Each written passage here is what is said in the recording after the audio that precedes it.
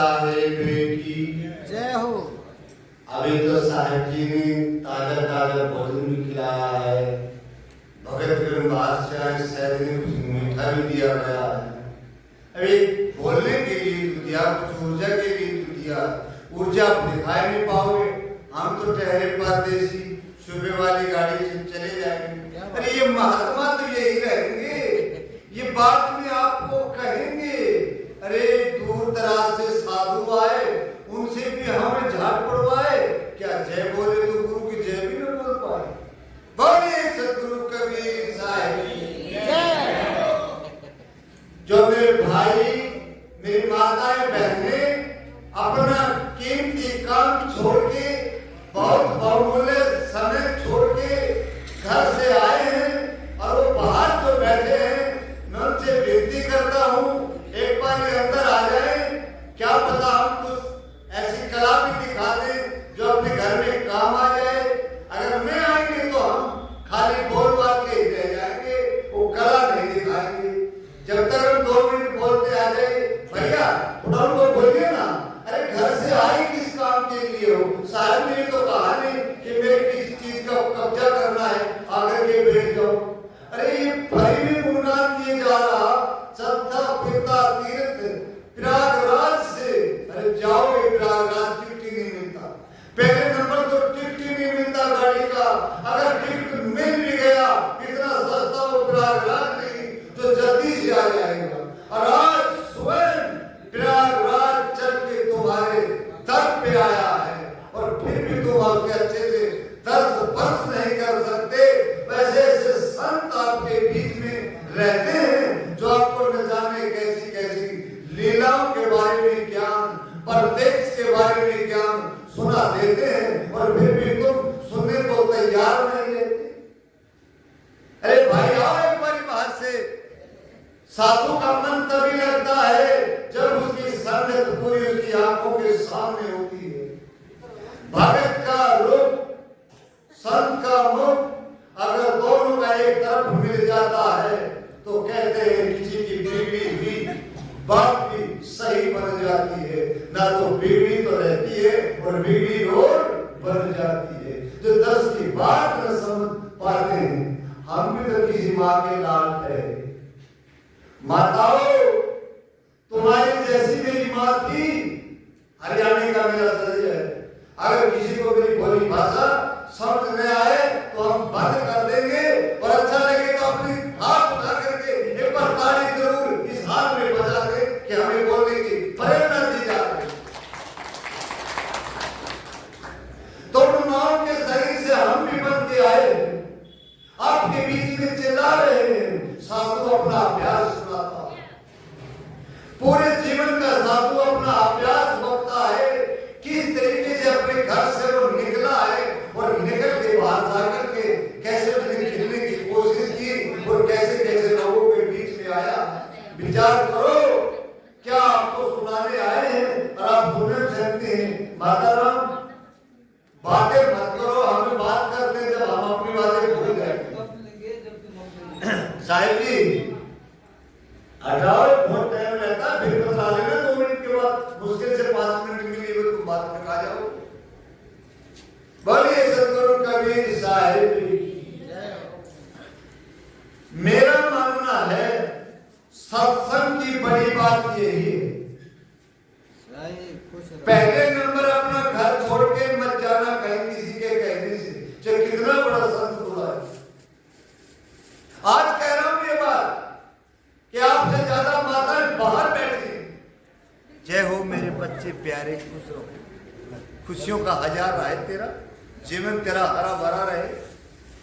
कहीं से भी मिल जाए तो 2-4 साल की उम्र भी हमारे तुझे लग जाए, जो इतने छोटी सी उम्र में इससे माँ बाप मिले हैं जो तुम्हें संतों के संस्कार दिलाने लाए हैं और जो भी मान सम्मान के साथ। धन्य है, जोरदार ताली बजाओ इस बच्चे के नाम। मैं कैसे कहा हूं कि मत आया करो क्योंकि तुम्हारे पास टाइम तो है नहीं सुनने।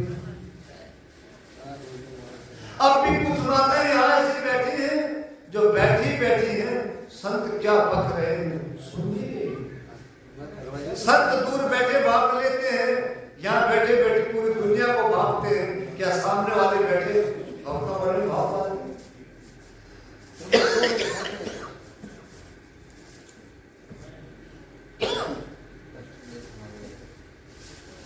काओचे संगते पूरी की, आओचे संगते पूरी की, तो आठों पैरे उपार संगत की दे साधु की, जो हरे और की यार। यही एक मेला है। संतों के शरण में आए हो,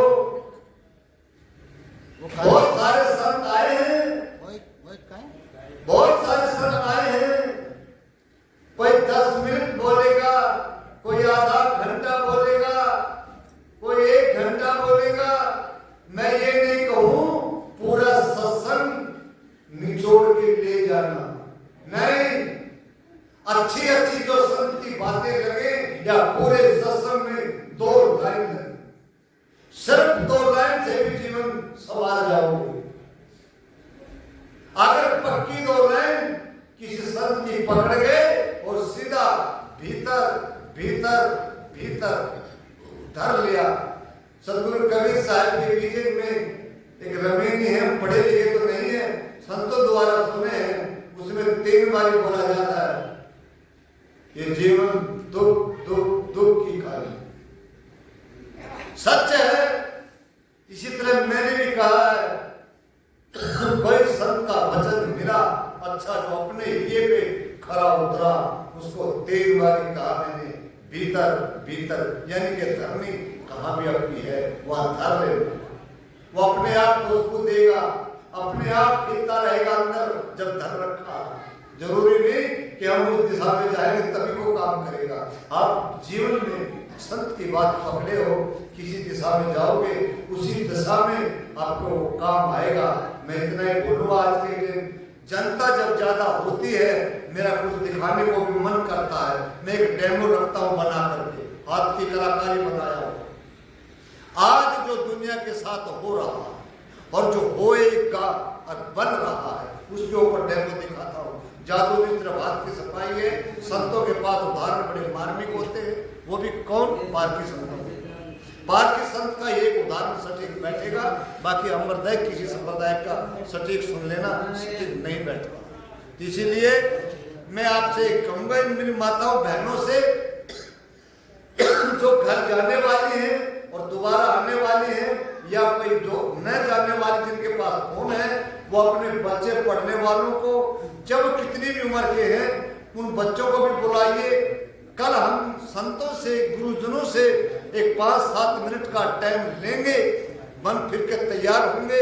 वो एक डेमो हम दिखाना चाहेंगे। कब? जब हाल भरा होगा तब।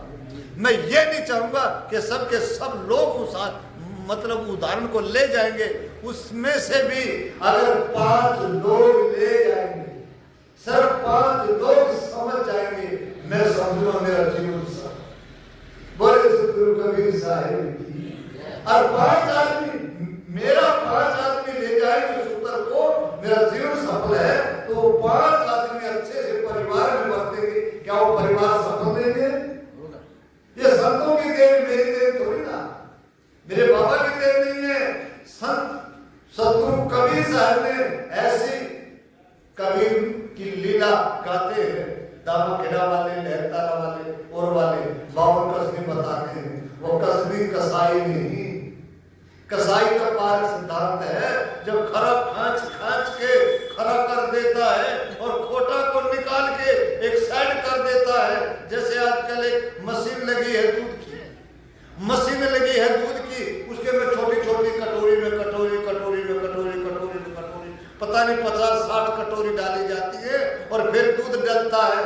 उसमें टुपक टुपक करके असली मक्खन एक साइड निकल जाता है, पानी का मट्ठा को या दूध को वो एक साइड निकल जाता है। इसी तरह कबीर साहब ने इन पारसी संतों को वो मशीन दिया।